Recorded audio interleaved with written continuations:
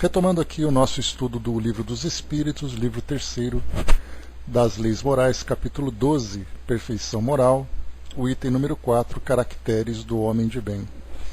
Esse nosso roteiro, ele tem um detalhe importante, que essa resposta, na verdade, aqui é de uma única questão, né? Mas o comentário que Kardec apresenta para nós aqui, que é colocado como comentário de Kardec, ele na verdade ele é um texto trazido para nós lá no Evangelho segundo o Espiritismo, que é o livro que nós vamos estudar, que traz aqui uma série de orientações, né, de instruções sobre as características do homem de bem. Bom dia, Dudu. Então nós vamos aqui começando com essa questão, então eu vou pular aqui o comentário de Kardec e nós vamos direto para o Evangelho segundo o Espiritismo, porque lá o texto é mais completo do que esse, né? E nós também vamos aproveitar aqui o comentário de Miramês para essa questão, que nós vamos ter uma visão bem ampla, uma visão bem completa desses caracteres. Nós estudamos no nosso encontro anterior os itens sobre as virtudes e os vícios, das paixões e do egoísmo. Então nós vimos ali tudo aquilo que pode trazer para nós, né, todas as dificuldades e todos os obstáculos para a nossa evolução, e conhecemos também na teoria quais são as virtudes e quais são os vícios característicos da nossa natureza humana. Nesse item número 4, então, Caracteres do Homem de Bem, nós vamos trazer aqui um perfil desse espírito, desse indivíduo que, alcançando esse grau de evolução, conseguiu então controlar todos os seus impulsos primitivos, os seus impulsos inferiores, né? Então, para nós, essa é a melhor referência. E que é importante também a gente lembrar que quando nós falamos sobre caracteres do homem de bem, nós falamos dos caracteres de um homem encarnado num planeta de provas e expiações como o nosso, que mesmo assim ele se destaca pelas suas virtudes, pelo seu comportamento. Então, naturalmente, que quando nós falamos quais são os caracteres dos espíritos puros, certamente nós encontraríamos virtudes que para nós ainda são utópicas, né? Nós desejamos, mas impossível de conhecer nessa nossa condição, nesse nosso estágio evolutivo. Então, esses caracteres do homem de bem é o melhor indivíduo que nós podemos encontrar vivendo, né, uma vida comum, não uma vida missionária, naturalmente, como nós encontramos em Jesus, que acaba saindo da nossa escala, mas nós encontramos ali diversos indivíduos, né, conhecidos e também indivíduos anônimos, que vão então se destacando pelas suas atitudes, pelo seu comportamento. Então, aqui nós encontramos esses detalhes desse perfil. E aqui, obviamente, né, nos tempos atuais é sempre importante a gente criar essa diferença, né? Quando nós falamos caracteres do homem de bem, é muito importante a gente colocar caracteres o indivíduo do bem. E esse indivíduo, então, tanto homem como mulher, independente do seu gênero, né? A gente acaba então valorizando ali todas as suas virtudes, todas as suas conquistas, todo o trabalho que ele pode realizar. Bom dia, Regina. Na questão aqui então 918, por que sinais se pode reconhecer no homem o progresso real que deve elevar o seu espírito na hierarquia espírita? Então, quando nós vimos na hierarquia espírita, ali na questão número 100, nós encontramos então ali Kardec fazendo uma separação sobre o comportamento de cada indivíduo no mundo a partir dos seus impulsos, a partir dos seus valores e dos seus interesses. E nós então tivemos ali, né, uma separação desses grupos e vimos ali que tem desde aqueles espíritos mais perversos até os espíritos puros. E nós então podemos dizer que nós estamos naquela faixa intermediária. Nós fazemos o bem quando somos estimulados ao bem, mas também fazemos o mal quando somos estimulados a esse mal. Então, quando o Kardec coloca para nós aqui os sinais em que nós podemos reconhecer esse progresso real, que mostra para nós essa elevação na hierarquia espírita, aqui então os espíritos respondem para nós que o espírito prova a sua elevação aliando todos os atos da sua vida corpórea que constituem a prática da lei de Deus e quando compreende por antecipação a vida espiritual. Então aqui dois pontos importantes, né? Aliando todos os atos da sua vida corpórea, que constituem a prática da lei de Deus, e quando compreende por antecipação a vida espiritual. Essa compreensão da vida espiritual, nós temos então que primeiro entender de que forma que nós interpretamos a vida espiritual. Porque, de um modo geral, dos dogmas que nós temos hoje das escolas religiosas tradicionais, o mundo espiritual ele acaba sendo ali muito mais uma conquista pela intensidade da adoração do que da prática propriamente dita. Então nós vemos ali indivíduos que frequentam suas instituições, que cumprem todos os seus rituais, que cumprem todos os seus sacramentos. Isso já é o suficiente dentro de uma visão geral dessa realidade do mundo espiritual. A partir do momento em que nós começamos então a estudar a doutrina e começamos a ver o mundo por uma outra perspectiva, ver ali toda a sua dinâmica, ver ali a realidade, né, de cada espírito a partir dos seus valores, de suas conquistas, a vida que ele teve no mundo físico e a vida que ele encontra no mundo espiritual, como sendo ali uma continuidade, aí sim nós podemos ver essa antecipação. Mas como é que nós podemos antecipar uma coisa que nós não conhecemos? Eis aí então a grande dificuldade que nós vemos no mundo hoje, as pessoas vivendo muito mais uma religiosidade terrena do que uma espiritualização a partir dessa religiosidade. Então nós vivemos aqui no nosso mundo achando que, de acordo com a nossa interpretação, de acordo com a nossa concepção do mundo espiritual. Então cada instituição, cada filosofia cria ali a sua imagem, e muitas vezes essa imagem acaba sendo bastante distorcida, porque nós levamos para o mundo espiritual aquilo que nós consideramos prazer aqui no mundo físico. Então nós vamos para algum lugar viver de tal forma, naquela vida contemplativa, naquela vida de adoração, muitas vezes até vivendo aquele paraíso material no mundo espiritual. Existe até aquela história, né, de dizer que na religião islâmica, por exemplo, o homem que vai para o mundo espiritual, ele chega ali naquele harém, tendo ali 7 virgens aos seus lados, e ele vai viver assim por toda a eternidade. Então nós acabamos levando os nossos conceitos esses bastante equivocados, né, para o mundo espiritual, acreditando que é isso que nós vamos encontrar. Portanto, nós vivemos assim, aqui no mundo físico, esperando essas conquistas. Então nós não podemos esperar muita coisa do mundo espiritual sem conhecê-lo. Agora, quando nós começamos então a entender exatamente a vivência, mesmo que seja através de outras filosofias, mas nós observamos quem são aqueles que são as nossas referências, quais foram as formas, né, a forma como eles viveram aqui, no caso, por exemplo, de santos, no caso de missionários, no caso de representantes religiosos. Então nós vemos aqui a vida que eles tiveram, que realmente mostravam essas virtudes, e aí então imaginando que no mundo espiritual será esse mesmo caminho que nós vamos trilhar. Então esse é o ponto importante. Prova essa elevação espiritual, aliando então tanto a prática da lei de Deus, como também a compreensão da antecipação da vida espiritual. Então, lembrando sempre, né, que nós podemos estar no mundo físico sem pertencer ao mundo físico. Agora, ao mesmo tempo, nós podemos estar no mundo espiritual sem pertencer ao mundo espiritual.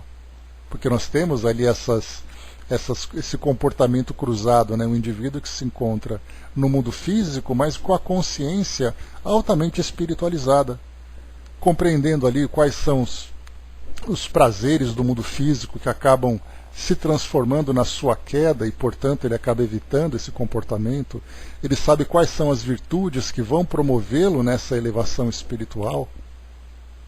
Então é sempre muito interessante a gente ter essa compreensão antecipada do que é que nós esperamos exatamente, para depois nós termos um comportamento. Agora há aqueles naturalmente que agem de uma forma instintiva, porque já trazem esses valores desenvolvidos, embora não tenham essa compreensão do mundo espiritual, e nós encontramos muitas pessoas vivendo assim, porque elas fizeram parte de alguma religião, tiveram ali os dogmas, tiveram todas as instruções, mas não concordaram com isso. acreditando que falta alguma coisa ou que ficaram decepcionados, mas nem por isso mudaram seus valores.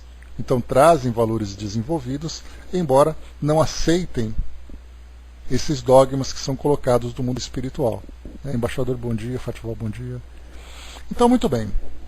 O espírito prova a sua elevação aliando todos os atos da sua vida corpórea, que constituem a prática da lei de Deus, e quando compreende por antecipação a vida espiritual. Vamos aqui então para o comentário de Miramês, que ele vai trazer para nós essas orientações. Só um instantinho, aqui. Caracteres do espírito elevado. Ele vai trazer para nós então aqui algumas orientações sobre esses caracteres. Para reconhecer o espírito elevado na escala espiritual, basta analisar sua vida, porque a perfeição espiritual é o conjunto de todas as qualidades morais que a alma pode ter. Não basta somente ser bom, é necessário que se faça a bondade com amor, que se una amor com fraternidade, a fraternidade com a honestidade e essa com o trabalho digno. Assim sucessivamente, a luz deve ser limpa de todas as trevas, para que a caridade não sofra interrupção. O espírito prova a sua elevação quando todos os seus atos de vida condizem com a lei de justiça e de amor. Quando antecipadamente compreende a vida espiritual, pode viver no céu, mesmo pisando na terra. Verdadeiramente, o homem de bem é o que vive a lei de amor e de caridade, que esteja constantemente renunciando às coisas supérfluas e representa uma fonte de conhecimento, doando sempre ao que padece e ensinando aos ignorantes. É o que está sempre interrogando a sua consciência e analisando-se constantemente, buscando corrigir os seus maus pendores. Por onde passa, pratica a caridade e o amor ao próximo sem exigências pessoais. Ele anda por todos os caminhos, alegre, não blasfema quando a dor chega à sua porta, sacrifica todos os impulsos inferiores e não deixa lugar para os maus pensamentos. É preciso que se veja irmãos em todos os seres, amando todas as coisas sem distinção. Se receberes o dom da riqueza, usa-a como sendo um empréstimo, sem desperdício, e comunga sempre com o bem que podes fazer. Tem complacência com os que não compreendem a verdade, esforçando-te no trabalho, onde a honestidade seja o clima de todos os deveres. Ignora a vingança e busca sempre perdoar, fazendo do perdão uma modalidade de amar, fazendo da fraternidade um meio de aproximação em todas as criaturas. Não te esqueças de ativar a vida em toda parte com a lembrança de Jesus, porque somente Ele nos mostra Deus na sua realidade pura. Não te esqueças da citação evangélica da mulher adúltera com sua lição imortal extraída por Jesus para a humanidade inteira. Deste modo, serás um homem de bem, influindo positivamente em toda a humanidade. Granjeia amigos por toda parte, na verdadeira feição do cristianismo. Sê atencioso com todas as crianças, transmitindo a elas tudo o que a educação e o discernimento nos ensinou. Se compreenderes a lei e a praticares dentro de sua estrutura, podes acalmar todas as ventanias do mal que porventura surgem em teu coração.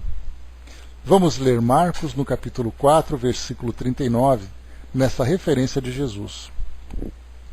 E ele, despertando, repreendeu o vento e disse ao mar: acalma-te, emudece. O vento se aquietou e fez-se grande bonança. Eis porque devemos praticar a lei de amor, para nos investirmos dos poderes e dominarmos todos os ventos que não nasçam da fé em Cristo e do amor a Deus. Façamos o que disse e fez Jesus: quem quiser me encontrar, eu estou junto aos que sofrem, no meio dos estropiados, dos famintos, dos encarcerados, dos nus, acolhendo a todos, porque bem-aventurados são todos aqueles que padecem, porque eu os aliviarei. Volta a dizer, eu sou o caminho, a verdade e a vida. Então, uma bela mensagem que é trazida para nós aqui. E dois comentários, né, que a gente pode tirar de destaque aqui desse nosso estudo.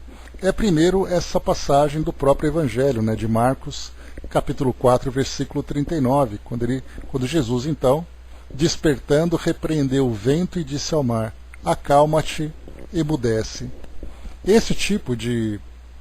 Essa ideia trazida aqui por essa passagem do Evangelho, ela traz para nós um simbolismo muito grande quando a gente fala sobre as grandes tempestades que existem dentro de nós. Quando nós temos ali os nossos impulsos, as nossas tendências inferiores, os nossos desejos, né, a busca por aquele prazer material, aquele prazer ainda tão orgânico para nós, né, porque nós buscamos muito mais o prazer orgânico, né, do que o prazer do espírito, o prazer do corpo, né? Então, quando nós sentimos essa tempestade se aproximando, nós poderíamos dizer com autoridade para que ela se acalme e se emudeça. Por isso é importante a gente lembrar que os espíritos virtuosos não são aqueles que fizeram simplesmente desaparecer essas tendências, porque nós temos que lembrar que na nossa própria constituição espiritual, nós somos elaborados com esses elementos, como nós comentamos, né, ao estudarmos sobre os vícios, por exemplo, falando sobre o egoísmo, falando sobre o orgulho, falando sobre a vaidade. Houve um momento na nossa existência, né, até mesmo a agressividade também, né? Houve um momento na nossa existência em que esses elementos eram essenciais para a nossa sobrevivência e para o nosso desenvolvimento inicial. Naquele passado, onde nós vivíamos ainda movidos por esses instintos, em que o ambiente, as nossas relações dependiam daquilo que hoje nós chamamos de imperfeições, mas no passado aquilo era chamado de simplesmente um atributo divino, nós podemos dizer assim, era uma necessidade. O egoísmo para preservar aquilo que dizia respeito à nossa sobrevivência, o egoísmo que preservava a nossa família, o egoísmo que protegia o ambiente onde nós nos desenvolvíamos, o orgulho que fazia com que nós nos valorizássemos a partir daquilo que nós éramos, a partir das nossas conquistas, até que a nossa razão e a própria civilização começou então a surgir em nós, e aí então aquilo que era usado inicialmente para o nosso desenvolvimento primário já deixou de ser importante. E aí então foi necessário que ele começasse não apenas a entrar em equilíbrio, mas também que ele começasse a ser controlado. Bom dia, professor. E esse controle é fundamental para nós entendermos que os espíritos mais elevados não são aqueles que simplesmente tiraram de si atributos divinos, atributos que fizeram parte da sua própria formação, mas são indivíduos que tiveram absoluto controle sobre esses instintos. Essa é a diferença que quando nós entendemos a respeito da depuração dos espíritos. Então tudo aquilo que no início criava sofrimento, hoje eles não sofrem mais simplesmente porque eles conseguem controlar esses impulsos e sabem exatamente aquilo que eles precisam para alcançar a felicidade. Simplesmente assim. E isso é uma visão muito importante porque facilita o nosso entendimento na forma como nós devemos trabalhar essas nossas imperfeições. Porque do contrário, imaginar, por exemplo, um espírito que apresenta essa depuração, que apresenta essa pureza espiritual, e eu me vejo com um indivíduo ainda tão impuro, tão vicioso, certamente eu vou me ver numa distância tão grande que eu não me verei capaz de fazer essa transformação. Agora, quando eu entendo que aquele espírito puro, na verdade, ele tem ali o seu autocontrole, aí é diferente, porque nesse autocontrole ele existe, ele convive muito bem, de uma forma muito saudável, com essas suas imperfeições. Então é aí que vem o trabalho. Então nós percebemos que é um trabalho gradual, que aquele trabalho de orgulho, aquele trabalho contra, né, o nosso orgulho, contra no sentido do excesso. Porque o orgulho para nós ainda é uma necessidade. Eu fazer alguma coisa que me traga esse prazer, esse orgulho, o prazer, por exemplo, de uma atividade que nós realizamos, o prazer de uma conquista que nós alcançamos, né? Esse tipo de orgulho é extremamente saudável, e não apenas saudável, mas também motivante. A partir do momento em que nós deixamos de sentir orgulho, significa que nós não temos motivo nenhum mais para evoluir. Para que eu vou fazer alguma coisa que eu não sinto prazer? Eu vou fazer apenas aquilo que eu sei, aquilo que eu gosto, e eu não vou além, porque nada disso me dá prazer. É aquele orgulho de uma conquista acadêmica, é aquele orgulho de uma conquista patrimonial, é aquele orgulho de uma conquista pessoal. Então tudo isso faz parte do nosso desenvolvimento. Imaginemos se nós hoje fôssemos simplesmente separados da vaidade. Qual seria exatamente o nosso trato pessoal? É a vaidade, por exemplo, que faz com que nós nos vistamos bem, que nós nos tratemos bem, tratemos com asseio, cuidemos da nossa aparência. Nós dependemos dessa vaidade. Então tudo aquilo que é excesso é aquilo que traz problema para nós. Então essa autovalorização, assim como o próprio autoamor, ainda é uma necessidade que nós temos. Pelo fato de nós não termos alcançado ainda essa depuração, mas a partir do momento, mais uma vez, quando nós então conseguimos ter um absoluto autocontrole sobre todos esses atrivinos, aí sim nós podemos dizer que alcançamos a felicidade espiritual. Mas até lá então eu vou ter que fazer o quê? Gradualmente, através, por exemplo, dessas instruções que são trazidas para nós, quando ele fala sobre o dom da riqueza, onde nós podemos então utilizar sem desperdício e comungar esse patrimônio com aqueles que não têm nada, ter complacência com aqueles que não compreendem a verdade, trabalhar com honestidade no clima de todos os deveres, ignorar a vingança, buscar sempre perdoar. Então, quer dizer, são vários desses atributos que nós vamos explorar um pouquinho mais agora no Evangelho segundo o Espiritismo, para entender que é uma mudança gradual, é uma mudança que exige esforço e acontece. Agora, somente quando nós estamos completamente, numa condição completamente ignorante a essa necessidade evolutiva, é que nós ficamos estagnados. E essa estagnação, com toda certeza, vai gerar para nós um grande sofrimento. Saindo aqui então do texto de Miramês, desse belo texto de Miramês, nós vamos aqui para o Evangelho segundo o Espiritismo, no capítulo 17, Sede perfeitos. Nós vamos estudar inicialmente caracteres da perfeição e depois os caracteres do homem de bem. Então, caracteres da perfeição. Primeiro a nossa referência será a perfeição. Mas como nós não alcançaremos essa perfeição de uma hora para outra, a gente vai fazendo esse trabalho gradual para poder promover essas pequenas transformações. Kardec separou para nós aqui uma passagem do livro de Mateus, capítulo 5, versículos 44 e depois de 46 a 48. Mas eu vos digo, amai os vossos inimigos, fazei bem ao que vos tem ódio, e orai pelos que vos perseguem e caluniam, para serdes filhos de vosso Pai que está nos céus, o qual faz nascer o sol sobre os bons e os maus, e vir chuva sobre justos e injustos. Porque se vós não amais, senão os que vos amam, que recompensas haveis de ter? Não faz os publicanos também o mesmo? E se vós saudardes somente os vossos irmãos, que fazei nisso de especial? Não fazem também assim os gentios? Sede vós logo perfeitos, como também vosso Pai Celestial é perfeito. Então aqui Jesus naturalmente traz aqui através dessas palavras, né, misturadas com parábolas e tudo mais, para mostrar o caminho que nós temos que seguir. Mas na prática, isso traz para nós uma dificuldade muito grande de entendimento. Recentemente aconteceu uma situação polêmica na nossa mídia, né? O doutor Drauzio Varela, que participa de um quadro do Fantástico, ele visitou uma penitenciária e fez ali, né, o programa era voltado para pessoas, para mulheres trans, né? Então, transexuais.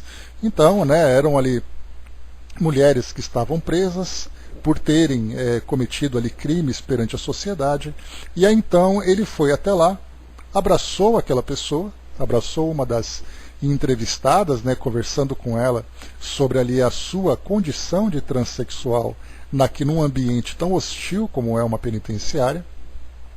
E aí então depois, durante a semana, foi muito interessante observar nas redes sociais a quantidade de críticas que ele recebeu por ter feito aquilo, por ter abraçado aquela mulher trans, por ter ali não levado em consideração o crime que ela cometeu, não ter se interessado ou sequer perguntado qual foi o crime que ela cometeu.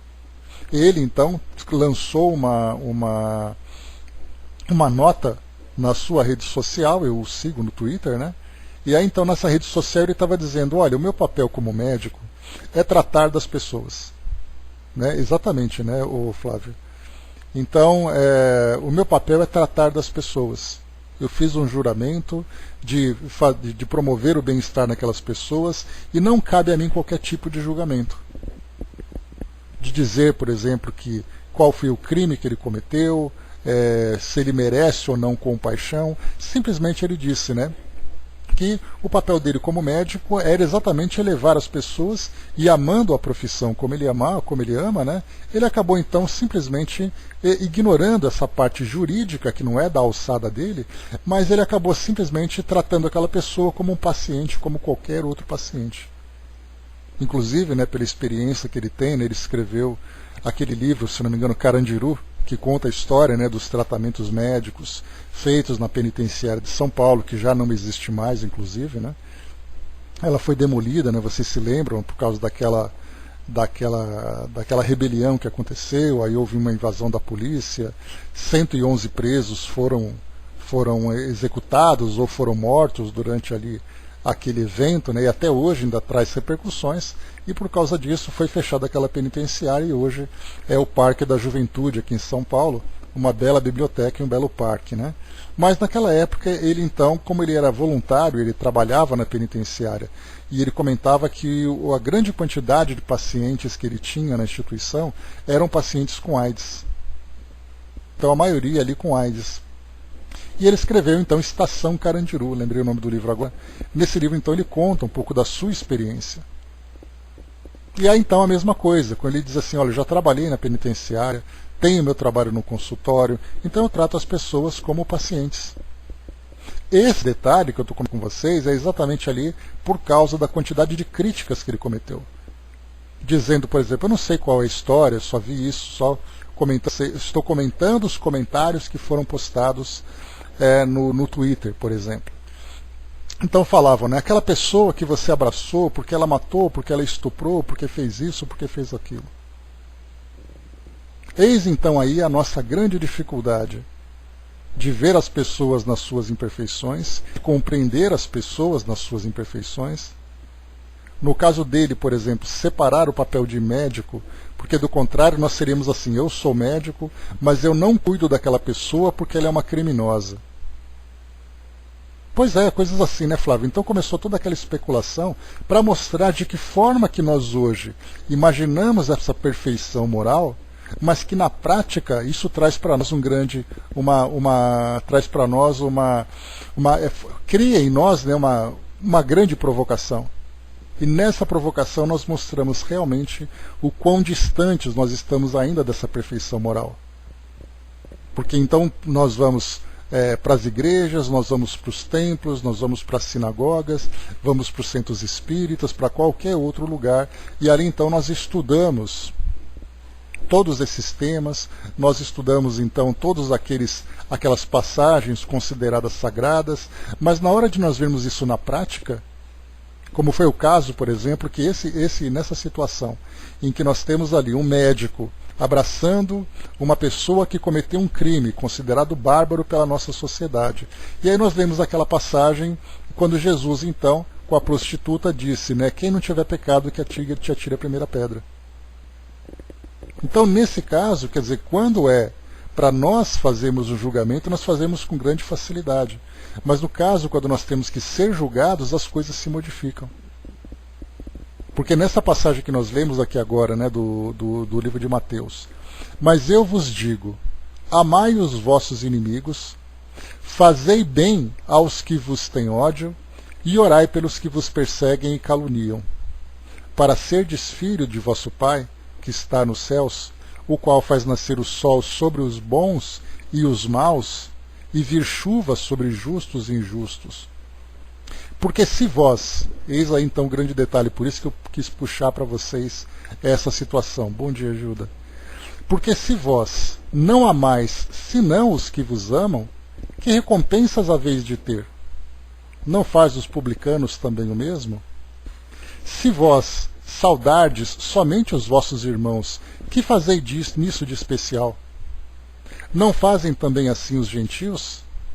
Sede vós logo perfeitos, como também vosso Pai Celestial é perfeito. Então se encaixa perfeitamente, aproveitando aqui a redundância, desse texto, mostrando que na prática esse nosso comportamento é diferente. Esse nosso comportamento ele é impossível. E aí então nós criamos, porque nós podemos dizer assim, existem as virtudes divinas e existem as virtudes humanas. As nossas virtudes humanas, elas vão se adaptando de acordo com os nossos interesses, com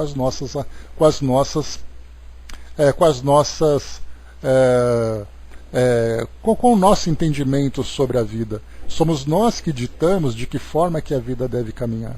Eis aí então a grande dificuldade que nós temos, porque nós temos a referência e nós criamos as nossas próprias referências. E aí então nós entramos nesse conflito entre aquilo que eu desejo ser e aquilo que eu ainda sou. Flávio colocou lá em cima, e depois vão cantando, né? Perdoando que se é perdoado, sim, né? André colocou, né? Ao sairmos achamos que estamos quites com as leis de Deus, né? Porque é aquilo que eu falei para vocês, Andréa. Com o passar do tempo, a gente vai então como se fosse passando uma lixa na madeira.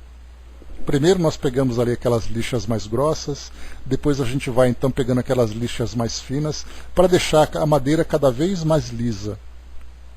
Enquanto nós estamos ainda com aquele problema, né, das nossas imperfeições mais grosseiras, a gente se preocupa se você matou, se você roubou, se você desprezou intensamente alguém e tudo mais. Quando a gente supera essa parte dessas agressões mais ostensivas, aí então você começa a fazer uma autoanálise sobre egoísmo, sobre crítica, sobre a fofoca. Então a gente vai assim lapidando, né, vai depurando cada vez mais os nossos valores. Então quando nós chegamos no mundo espiritual, achando que nós estamos quites, nós podemos estar quites com aquelas lixas mais grossas, mas com as lixas mais finas, nós estamos ali, nós nos encontramos altamente como devedores, estamos ali, né, na condição altamente devedora. O Hermes colocou lá em cima, né, houve um dia em que minha casa foi assaltada, né, quando vi o rapaz que praticou o ato, conversei com ele, né, dando conselhos. Eu me lembro dessa situação, Hermes. Né, na verdade assaltou a farmácia, não foi isso?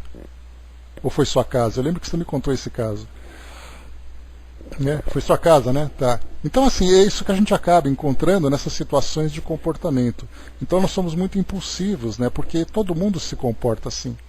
E nesse caso do Drauzio, né, que eu vi, não que ele seja um homem virtuoso, porque eu não o conheço pessoalmente, mas aquilo que ele apresenta para nós no seu trabalho, né, nesse caso em especial, quando ele coloca a sua condição de médico acima, né, daquela condição de um indivíduo que faz críticas e faz julgamentos como um todo, isso foi uma grande aula que nós recebemos. Porque foi um divisor de águas, de você abraçar um indivíduo que cometeu um crime e você depois analisar aquele indivíduo como um ser humano e não como um criminoso. Flávio colocou lá em cima, né, agora uma coisa interessante, e muitos comentários estão questionando, né, vocês que se dizem evangélicos, né, como não exercem o perdão e compreensão? Aí vem crítica de todo lado agora, né, Flávio? Porque aí então nós vemos ali a coisa funcionando na prática, os sentimentos de cada um.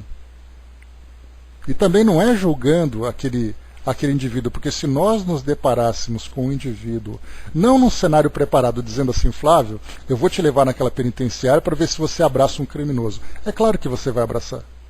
Agora, bater um criminoso na sua porta que você não conhece, qual é o seu comportamento? Então, quando nós somos pegos de surpresa, quando assim os nossos valores são testados naquela hora, imprevista, naquela hora de súbito, é ali que nós vamos mostrar realmente quem nós somos. algo muito complicado ainda para todos nós. André colocou, né, foi notado que N espíritas também, né, foi comentado ontem em minha aula e ficamos surpresos, né? Não, todos os indivíduos fizeram isso, né? Todas as pessoas fizeram isso. O que a gente chama atenção, em especial, dessas denominações religiosas, né, e filosóficas, incluindo o Espiritismo, é porque nós estudamos constantemente temas evangélicos, estudamos temas sobre virtudes, sobre o futuro da perfeição, como é o tema que nós estamos estudando agora. Mas, de um modo geral, nas críticas que nós estamos vendo assim das pessoas, são pessoas que falam em seu nome, não em nome de suas crenças, se é que possuem crenças, que são pessoas que eu não conheço também. Eu tenho contato com essas pessoas, contato entre aspas, eu sigo essas pessoas por determinados trabalhos que elas fazem, mas eu não conheço quem são essas pessoas no dia a dia. Mas deu para ver claramente o detalhe que aconteceu nessa situação, o como ela foi provocativa e como ela foi significativa, para mostrar exatamente de que forma que nós nos comportamos perante as situações que exigem de nós um comportamento virtuoso. O Flávio colocou aqui embaixo também, né, quando iniciei a frequência na casa espírita, e faz tempo, aprendi que primeiro, nas aulas, a doutrina começa a entrar dentro de nós. Depois de um certo tempo, com a compreensão e principalmente a prática da caridade, a doutrina começa a sair de nós, né? Aí teremos o aprender e a agir o mais próximo do nosso modelo Jesus, né? E o Flávio lembrou agora também, né? Lembrei agora de um caso do Chico, quando alguém apontou uma arma para ele, né? O Chico só disse, né? Seja feita a vontade de Deus. O moço abaixou a arma e começou a chorar, né? Pois é, coisas assim que eu vou mostrando para nós, né? A grande virtude sendo colocada em prática. Mas até nisso também, Flávio, a gente lembra aquela passagem do avião do Chico, né? O medo que ele tinha naquele momento, né? Em que a vida dele foi ameaçada. Então morra com a educação. Então essa história também mostra para nós que nem sempre nós estamos preparados para colocar a nossa fé acima de tudo. Deixa eu ver aqui, a Jane colocou, né, Lázaro nos dá uma bela lição no Evangelho segundo o Espiritismo, capítulo 9, renúncia das paixões. Fala também do espírito fraco, obediência, etc., né? A resistência orgulhosa. Então são também várias imperfeições. Então vamos seguir aqui o comentário. Deixa eu ver aqui. O item número 2 aqui do Caracteres da Perfeição. Kardec então explora um pouquinho, aprofunda um pouco mais essa passagem do livro de Mateus, dizendo assim para nós: desde que Deus possui a perfeição infinita em todas as coisas, esta máxima, sede perfeitos, como vosso Pai Celestial é perfeito, tomada absoluta.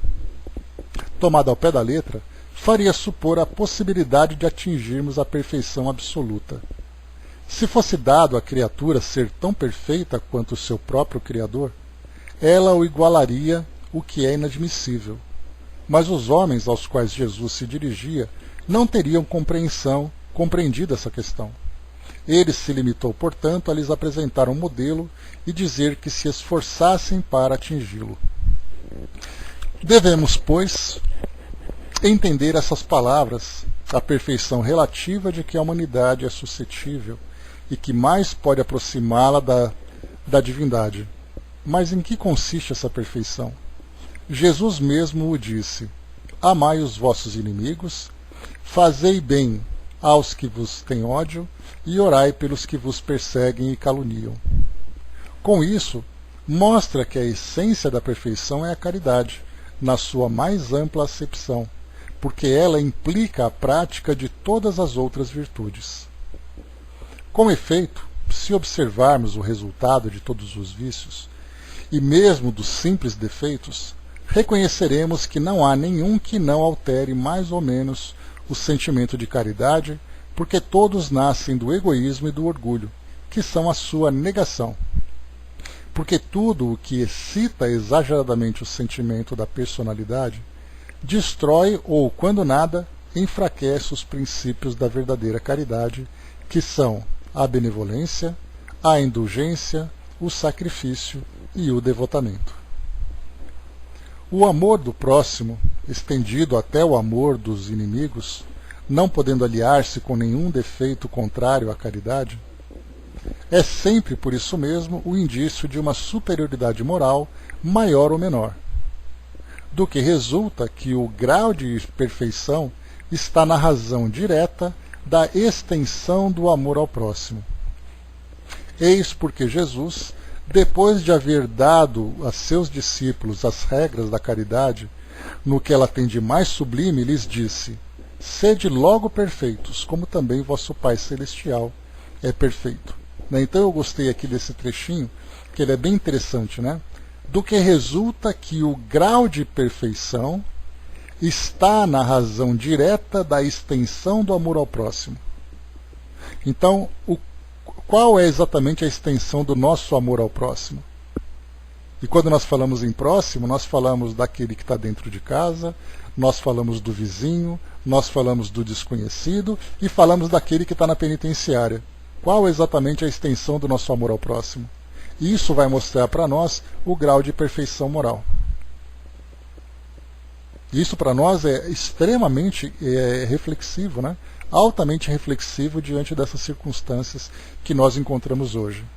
E o detalhe importante também é que quando nós falamos, por exemplo, sobre um crime que aconteceu, é um crime hediondo, né, que nós podemos dizer, como acontece com frequência, né, principalmente quando nós pegamos crianças, né, que nós consideramos, e se de fato o são, seres indefesos, né, que precisam de proteção, e nós vemos um crime acontecendo, muitas vezes nós não consideramos, muitas vezes não, né? Geralmente, né, ou praticamente nós consideramos isso apenas isso como uma injustiça. Porque nós pensamos assim: você confia em Deus? Confio. Você confia plenamente em Deus? Confio. Mas você confia assim incondicionalmente em Deus? Confio. Como é que você analisa aquela criança que acabou desencarnando com uma bala perdida?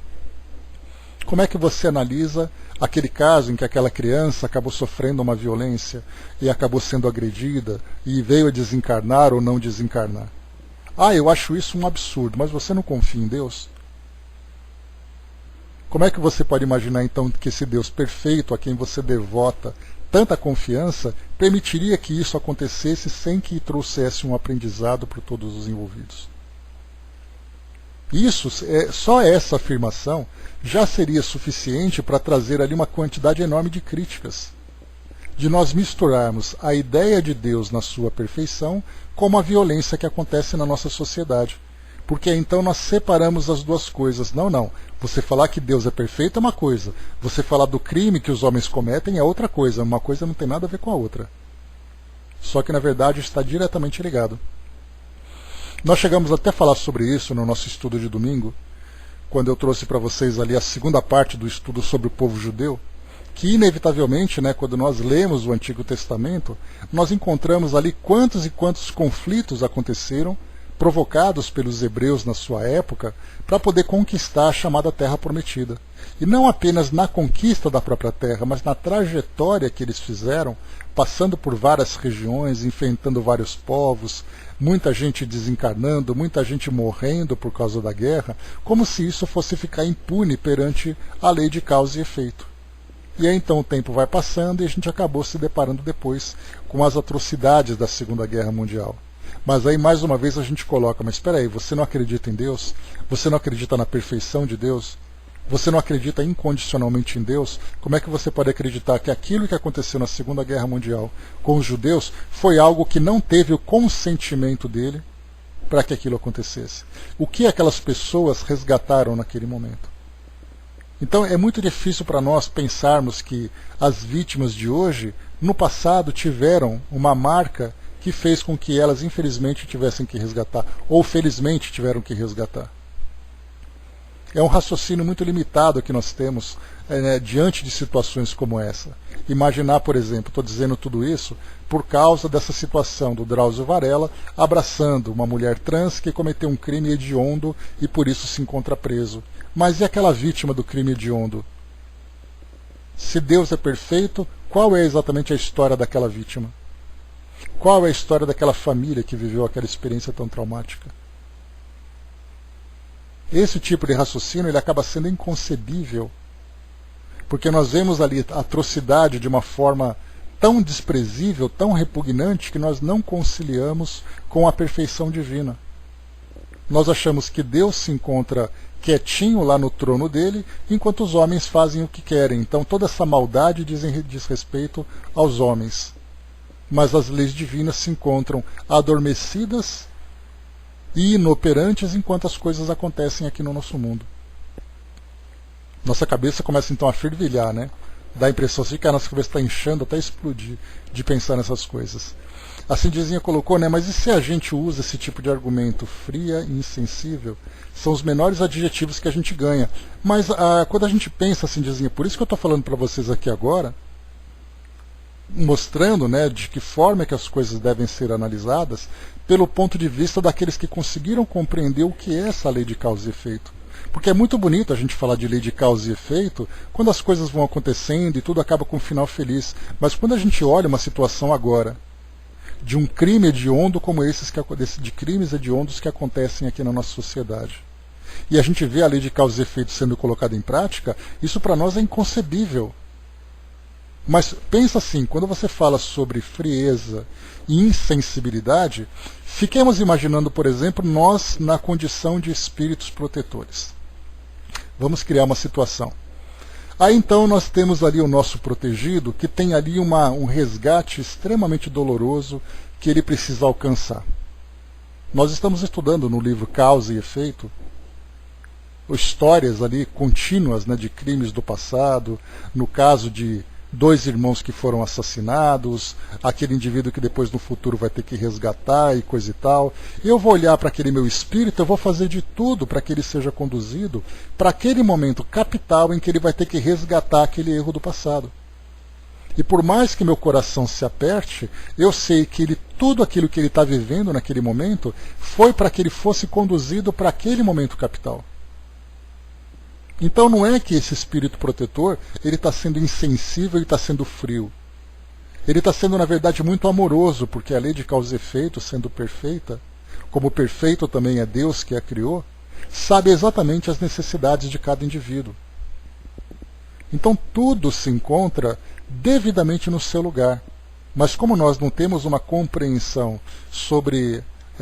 não conseguimos abarcar toda aquela realidade e tampouco conseguimos compreender o verdadeiro efeito dessa lei, nós achamos que ela se aplica quando nós achamos que é justo, e nós achamos que ela está inoperante quando a gente acha que não é justo.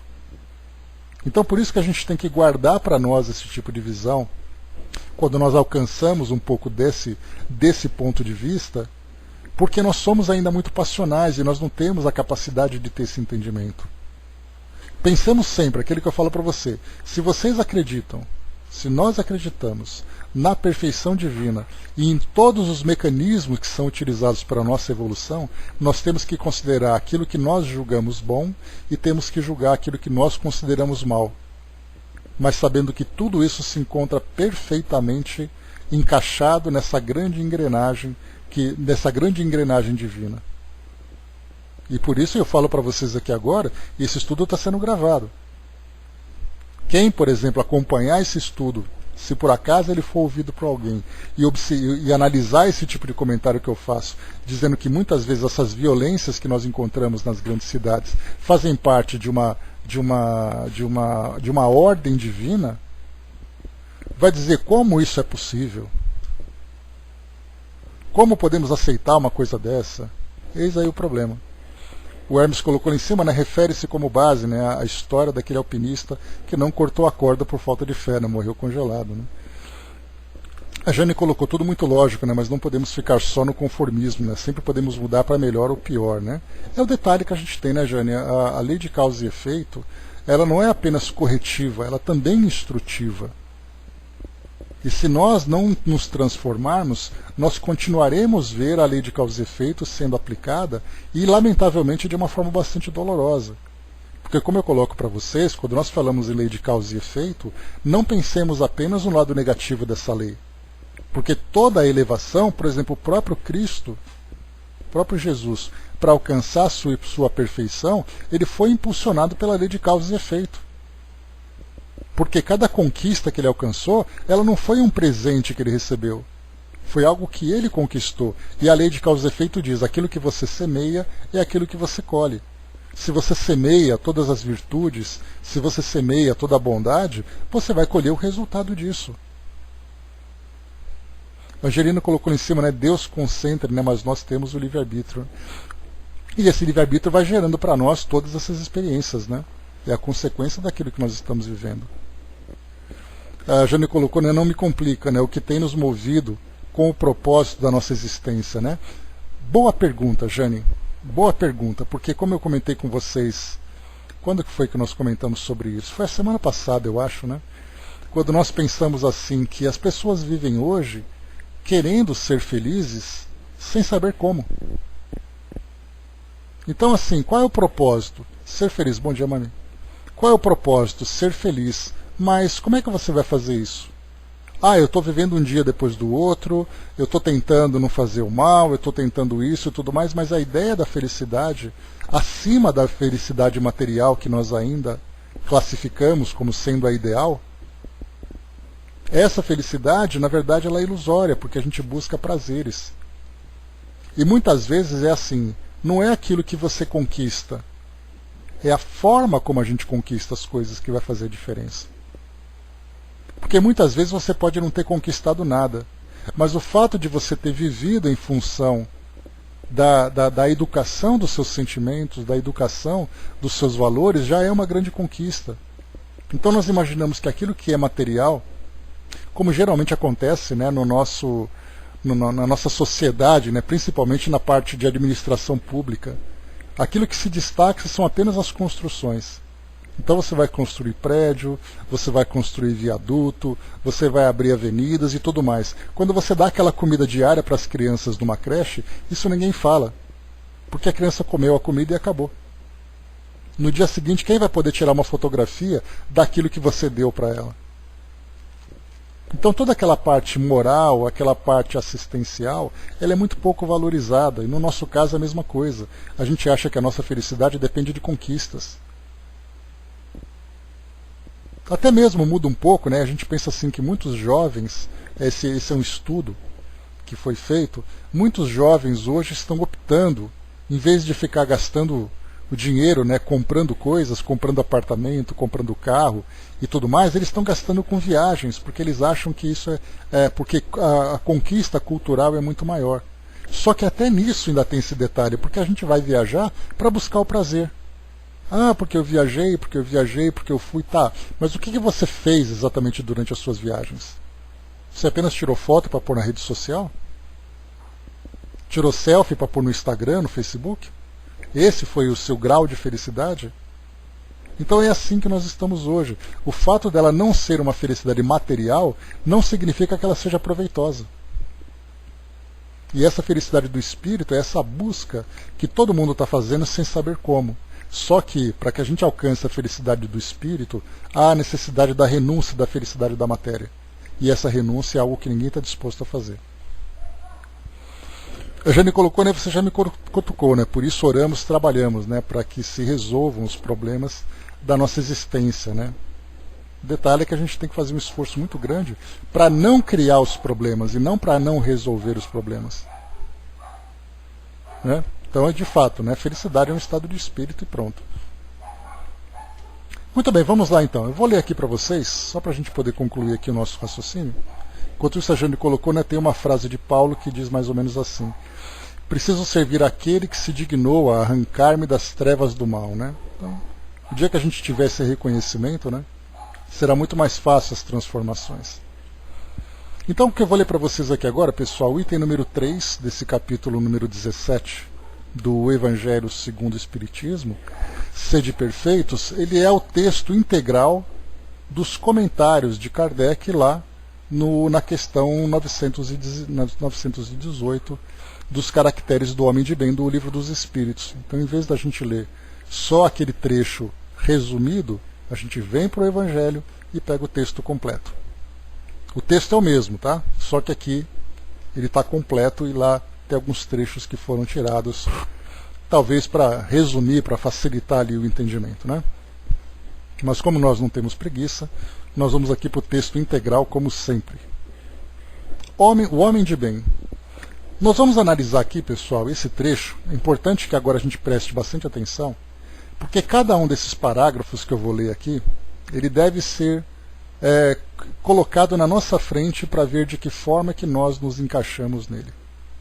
Se nós estivermos não muito distante, o trabalho para poder chegar nessa condição de homem de bem, dentro da perfeição relativa de um espírito no mundo de provas e expiações, é um trabalho que não vai ser tão exigente assim. Agora, se nós percebemos que é uma distância muito grande, já nos preparemos porque tem muito trabalho para fazer. E se esse trabalho não for feito, a gente pode ter certeza que a professora Dor vai bater na nossa porta para poder chamar nossa atenção. Vamos lá. Agora vamos ligar aqui acender a luz da consciência. Vamos lá, cada um agora se autoanalisando. O verdadeiro homem de bem é aquele que pratica a lei de justiça, amor e caridade na sua maior pureza. Se interroga a sua consciência sobre os próprios atos. Pergunta se não violou essa lei, se não cometeu o mal, se fez todo o bem que podia, se não deixou escapar voluntariamente uma ocasião de ser útil, se ninguém tem do que se queixar dele, enfim, se fez aos outros aquilo que queria que os outros fizessem por ele. Tem fé em Deus, na sua bondade, na sua justiça e na sua sabedoria. Sabe que nada acontece sem a sua permissão e submete-se em todas as coisas à sua vontade. Isso aqui agora encaixou naquele exemplo que eu trouxe para vocês, né? Tem fé no futuro e por isso coloca os bens espirituais acima dos bens temporais. Essa expressão temporal, só para a gente lembrar, ela diz respeito à nossa realidade aqui no mundo físico, né? Sabe que todas as vicissitudes da vida, todas as dores, todas as decepções, são provas e expiações, e as aceita sem murmurar. Olha aí, Cindizinha, frieza e insensibilidade, né? O homem possuído pelo sentimento de caridade e de amor ao próximo faz o bem pelo bem, sem esperar recompensa. Paga o mal com o bem, toma a defesa do fraco contra o forte e sacrifica sempre o seu interesse à justiça. Encontra sua satisfação nos benefícios que distribui, nos serviços que presta, nas venturas que promove, nas lágrimas que faz secar, nas consolações que leva aos aflitos. Seu primeiro impulso é o de pensar nos outros, antes de que em si mesmo, de tratar dos interesses dos outros, antes que dos seus. O egoísta, ao contrário, calcula os proveitos e as perdas de cada ação generosa. É bom, humano e benevolente para com todos, sem distinção de raça nem de crenças, porque vê todos os homens como irmãos. Respeita nos outros todas as convicções sinceras, e não lança o anátema aos que não pensam como ele.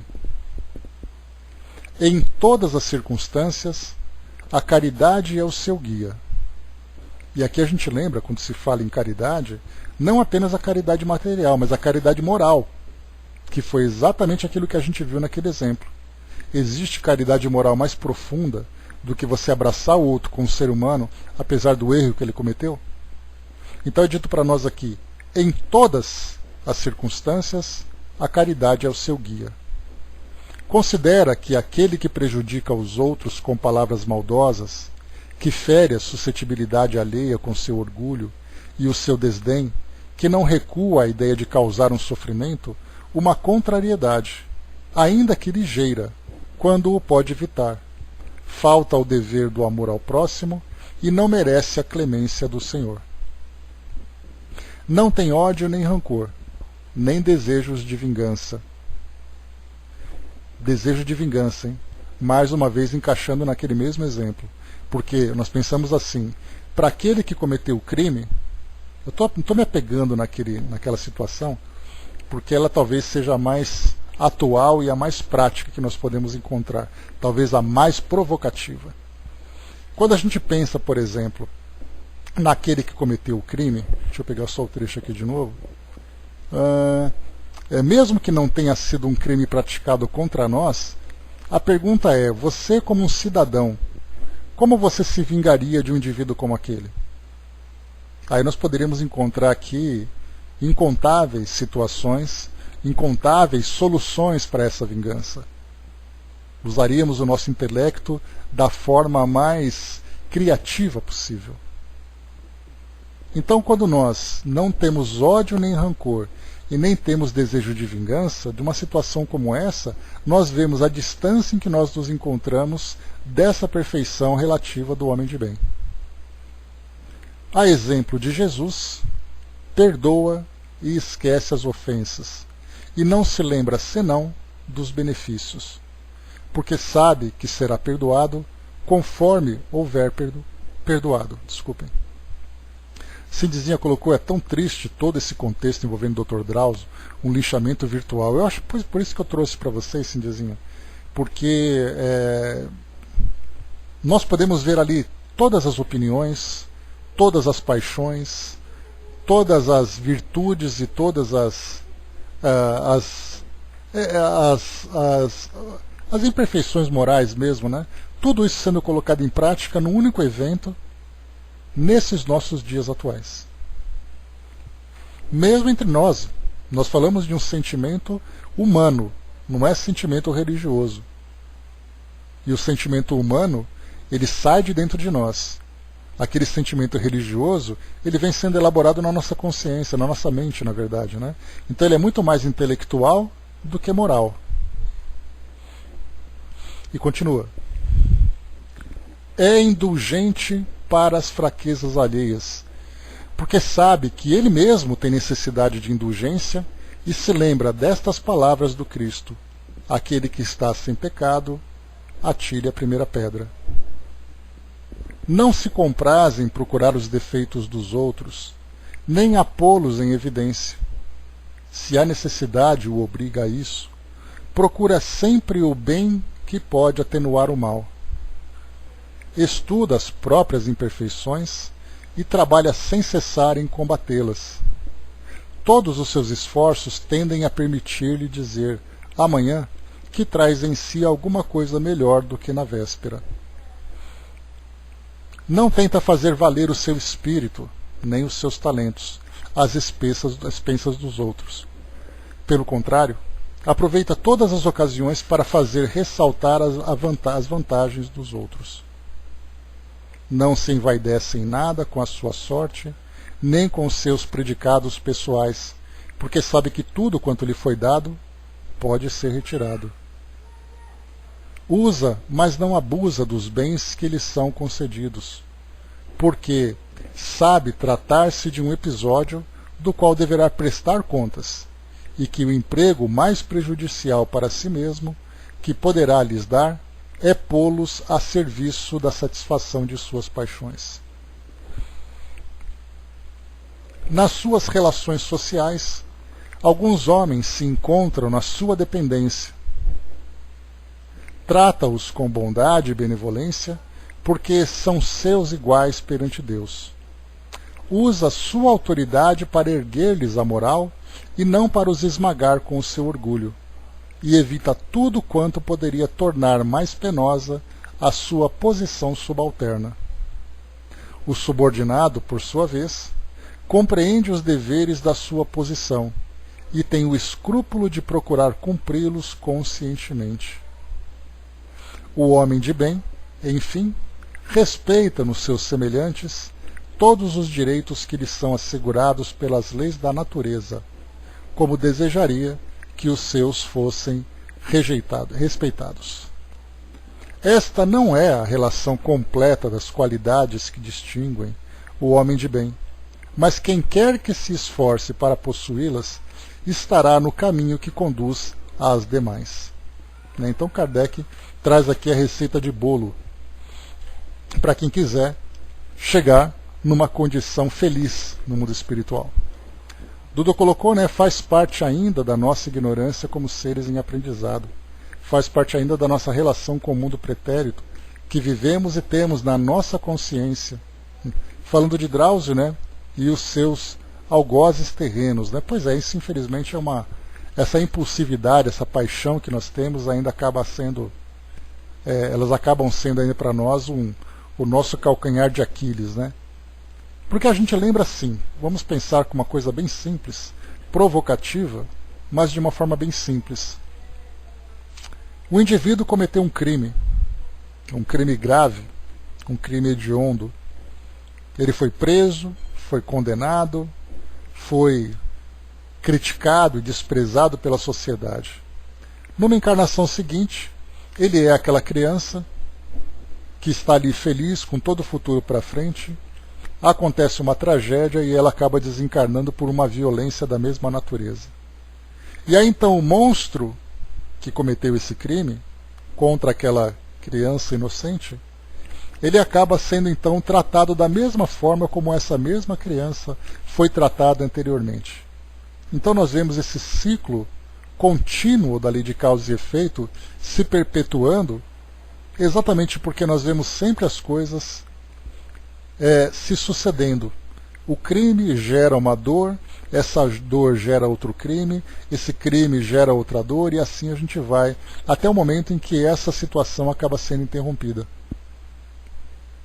Muitas vezes o próprio indivíduo precisa fazer isso. De outras vezes somos nós, observadores e espectadores, que damos continuidade. E é por isso que eu lembro sempre aquela passagem de André Luiz, quando ele diz assim: sejamos nós a estação final do mal. Ou seja, se por acaso eu tenho em mim aquele sentimento, eu ouço aquele comentário, que isso não passe por mim, para poder chegar a outras pessoas, que eu interrompa esse ciclo. Tudo isso que eu trago para vocês são temas de reflexão. E esse comentário que eu fiz sobre esse episódio veio exatamente para poder ilustrar essa situação. Mas olhando, por exemplo, tantas críticas que foram feitas, tantos comentários que foram feitos, dá para perceber que são pessoas que estão ali perpetuando esse mesmo sentimento de vingança, porque nós nos influenciamos constantemente. Imaginar, por exemplo, que eu tenho ali milhares de seguidores e eu coloco um comentário como esse, eu acabo instigando esses milhares de seguidores a terem o mesmo sentimento que eu. E se eu, para poder alcançar essa condição de homem de bem, com indulgência, com perdão, com entendimento sobre essa lei de justiça, de amor e caridade, eu tenho que interromper exatamente esse ciclo de ódio que vem sendo perpetuado, que vem sendo alimentado, nessa situação e em tantas outras situações. Nós encontramos, por exemplo, tragédias que acontecem aí nas grandes cidades, principalmente nesse período de chuvas que nós estamos vendo. Rapidamente os órgãos públicos, né, os nossos administradores, são odiados e desprezados pela sociedade pelo fato de terem responsabilidade. Poderiam ter feito melhor? Sem dúvida poderiam. Mas nós não acreditamos na perfeição divina? Essa é uma pergunta muito simples. Você acredita que Deus é perfeito? Acredito. Então tudo que ele faz é perfeito. Cabe a nós, membros de uma comunidade, de uma sociedade, fazemos então esse trabalho de transformação através da nossa condição de indivíduos, de cidadãos, de parte de uma coletividade, que também temos a nossa contribuição para oferecer. Porque na verdade a gente sempre acha que a responsabilidade é do outro, nunca é minha. A Didima colocou para nós, né, tem que se quebrar esse ciclo de estagnação e dar um salto para a transformação, né? Temos pequenos erros que cometemos quase sempre, repetindo-os, e a cada vez dizemos, né, como ainda posso fazer isso, né? Só depois que a gente comete o erro vem um arrependimento, né, Didima? Mas é uma questão de condicionamento. Esse condicionamento significa, quanto mais eu me adestrar na prática dessas virtudes, menos possibilidade essas imperfeições têm de se manifestar. Então é uma questão de exercício contínuo para nós. Da mesma forma que essas nossas imperfeições geram esse sofrimento, e isso chega de uma forma automática, porque nós estamos acostumados a nos comportar dessa forma, as virtudes também dependem de uma prática. E somente a prática, como diz o ditado, leva à perfeição. Dudu colocou, falamos tanto na regeneração do planeta, mas a causa moral ainda vai levar um bom tempo para que esse bom entendimento do mau julgamento ao próximo que tenta melhorar e não é compreendido. Esse processo, Dudu, de transformação do nosso mundo, a gente lembra que o fato de nós pensarmos no início da transição planetária, de falarmos nessa transformação, significa que aqueles espíritos que não apresentam disposição serão tirados do planeta. Mas nós que cometemos erros ainda, continuamos aqui, e nós vamos aprendendo através da ação de causa e efeito. Então, somente aqueles que simplesmente dizem, eu não quero me transformar. E se você não quer, então você vai para outro lugar. Mas quem ficou por aqui está longe ainda de alcançar essa condição de homem de bem. Ele pode ter disposição, mas ele traz ainda muitas fraquezas, que é exatamente o que acontece com a maioria de nós. A Jane colocou, muito bom o raciocínio, mas já recebemos mensagens de espírito que para certos espíritos essa encarnação será a última oportunidade do planeta. Todo cuidado é pouco. Vamos continuar a ser felizes ou não, o tempo não existe. Exatamente aí, Jane, que eu comentei agora. Porque o que nós estamos sendo observados assim. Será que para chegar no mundo de regeneração, eles não estão pegando espíritos regenerados? Do contrário, eles não estariam aqui. É nós imaginarmos assim, vamos olhar naquele grupinho do Pautal que está estudando hoje, qual deles tem condição de começar esse processo de transformação. Não é que começou. Qual deles, ou quais deles, tem condições de começar esse processo? Porque quem não tiver condição, esse será retirado, como a gente lembrou aqui, nesse processo de expurgo. Então não pensemos assim, nossa, eu vou para o mundo de regeneração, porque eu sou um espírito que já começou. Não. Você só não é mais rebelde e você não está endurecido. Mas o seu processo, muitas vezes, ele está no começo ainda. E é aquele começo ainda tão começado, que ainda tem tanta coisa para fazer, mas o fato de nós mostrarmos disposição ou mostrarmos ali essa abertura para iniciar esse processo.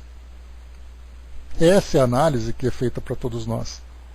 Então não pensemos que iniciar um processo de regeneração, que nós, dentro do nosso otimismo, julgamos ali, eu pelo menos, julgo ali 5 séculos, 6 séculos mais ou menos, isso daria para nós umas 4 ou 5 encarnações, para começarmos a ser merecedores de um mundo de regeneração. Esse é o tempo que nós vamos levar. Então nós estamos ainda muito longe, mas o fato de nós abraçarmos uma filosofia que abre a nossa mente, que nos mostra toda essa possibilidade, esse começo já vale a pena. Não significa que nós estejamos vivendo isso, mas nós pelo menos temos vontade de fazer. Esse é o grande passo que vai marcar essa nossa transformação. O Hermes colocou, ainda que eu falasse todas as línguas dos homens e as línguas dos próprios anjos, se eu não tiver caridade, então começa por ali, esse sentimento mais profundo. Tá, estamos finalizando já, André. A Didima colocou, por isso o estar atento, orando e vigiando para a gente perceber a tendência e vencê-la, é o autoconhecimento, que inclusive vai ser o nosso próximo tema na semana que vem, ou na próxima quinta-feira agora, quando nós então estudarmos sobre o autoconhecimento, aquela instrução valiosa trazida por Santo Agostinho para nós, que vai dar para nós ali aquele orai e vigiai, trazido por Jesus, de uma forma mais compreensível para nós, significa exatamente isso, o autoconhecimento. E Santo Agostinho vai destrinchar isso para nós de um modo bastante didático. E o Dudu colocou, o processo já começou. Depende muito do que eu quero para o meu futuro reencarnatório e também, acrescentando, complementando, do esforço que eu faço para alcançar isso. Porque dizem, querer é poder, Nem sempre o querer é poder se não tiver vontade. Isso aí. Fechando por aqui então, pessoal, o nosso encontro de hoje, o nosso estudo concluiu aqui então esse item número 4. Deixa eu pegar aqui para nós, só um instantinho. O item número 4, 918. O próximo item que nós vamos pegar vai ser então a nossa famosa e clássica questão 919.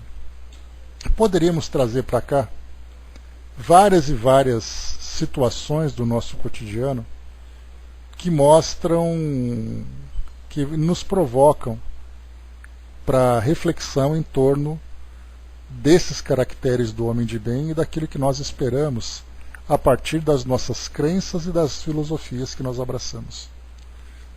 Né? Então, é melhor a gente nem trazer muita coisa, porque a gente vai sair tão frustrado daqui, vai sair tão frustrado que vai ser, né, doloroso. Então, para nós, só esse exemplo já foi suficiente para despertar então a nossa atenção. Muito bem, meus amigos, nós vamos então para o nosso para amanhã, o nosso estudo do nosso livro Causa e Efeito, né, dando continuidade nesse romance tão interessante, tão importante para nós. E hoje a gente então finaliza aqui o nosso encontro. Só para lembrar, o Flávio lembrando aqui, né, que lá na Sala Espiritismo Net Brasil e lá no nosso canal do YouTube nós temos então o estudo do livro As Primícias do Reino, né, de Amélia Rodrigues, feita ali toda terça-feira às 9 horas, intercalando, né, com os estudos de Caibar Schutel. Então, bem bacana para quem gosta desses temas evangélicos, né?